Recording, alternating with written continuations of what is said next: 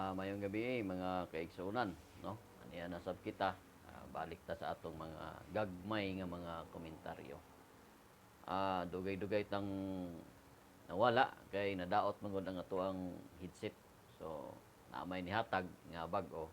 So, balik na punta sa atoang ginagmay nga mga komentaryo. Karong gabi na natay paminawon, tan-awon nga isa ka video, sa ka pastor sa STE.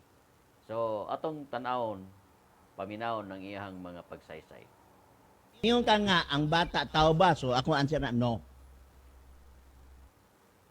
Mula akong pangutana karon, ang bata ba tao? Yes or no? Ang bata dili tao kun dili bata. Okay, no? So, gipangutana siya sa usa ka tigpangutana, si pastor, nga ang bata ba tawo o dili? So, ang tubag ni pastor, dili tawo ang bata. Kung dili, bata siya. Atong padayonon. Sunod, yes. Ang tubag yes. Okay. Yes, bata ang bata tao, ang tubag mo yes, mo yung tubag. Ang bata dili tao, yes. Bata siya. So, giklaro gyud, no? Gibalik pa gyud niya kaduha. No nga ang bata gyud ko, no, dili tawo kung dili bata siya. So, amot lang og giunsa ni pagmikos-mikos ni pastor ning iyang pagsabot sa terminong tawo. Kung wala din siya kasabot unsa ning termino nga tawo.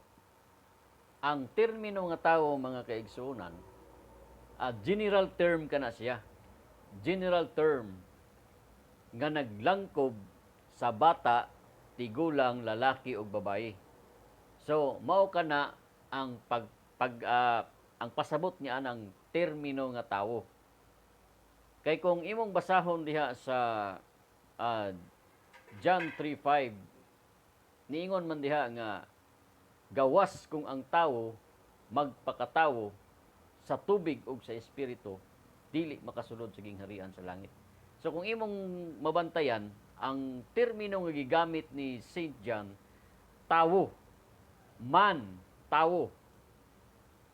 Kay lagi ang terminong tawo or man sa English is a general term. Naglangkob ka na sa bata, tigulang, lalaki ug babaye. Mao nang tawo ang gigamit diha ni John nga termino tungod kay apil diha ang bata. Kay bunyag man na ang gihisgutan diha sa John 3:5.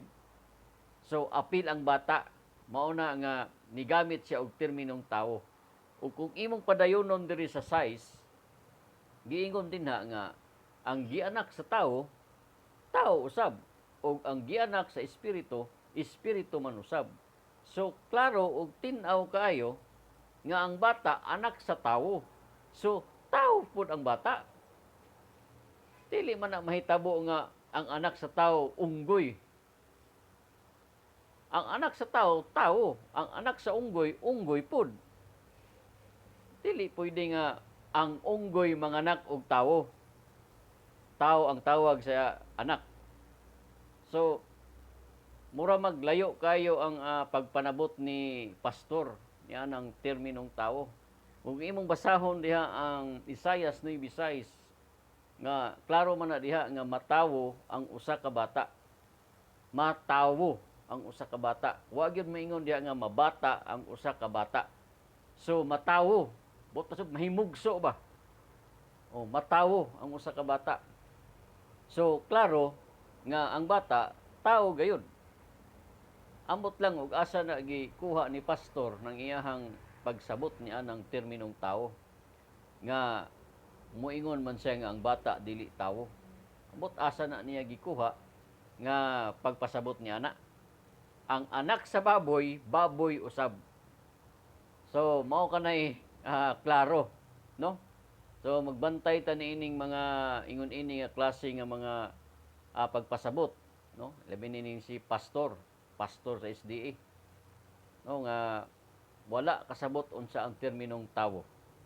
So usbon ko, ang terminong tawo, terminong general or general term na naglangkob sa bata, tigulang, lalaki o babae. So kadto lang Daghang salamat ug maayong gabi sa tanan. Hantod sa sunod.